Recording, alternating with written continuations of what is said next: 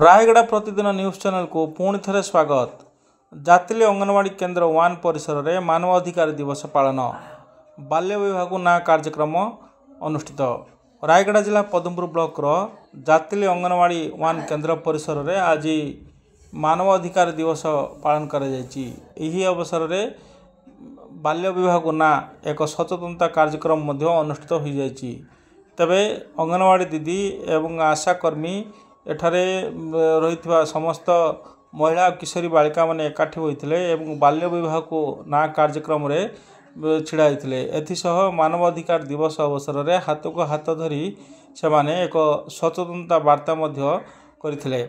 तबे गाँ गहली रे विभिन्न समय बाल्य विवाह प्रथा जारी रही एथिपाई बाल्य विवाह को किपरि बंद करा जिवो एनी एक सचेतनता कार्यक्रम एठारे होइथार देखा मिलता।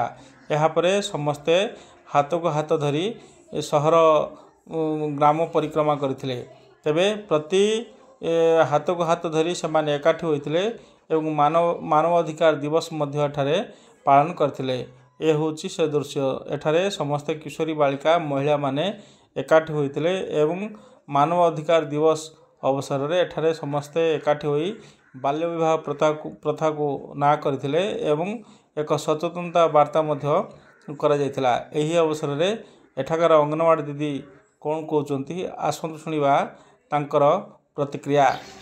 मो ना कल्याणी साहू अंगनवाड़ी सेंटर कर्मी आउला आमर आज कार्यक्रम होची मानव अधिकार दिवस पालन करा जाउची। बाल्य विवाह केमिति बंद करा जिवो झील मान किशोरी मान को केमिति 19 वर्ष हेब आ पुओ को 25 वर्ष विवाह करेंगे ता पूर्व विवाह करेंगे नहीं से समस्त चेन धरिए से आम बुझेलु जे आम आउ बाल्य विवाह बंद करूँ। गाँव में बाल्य विवाह सचेतन दिवस पालन कर।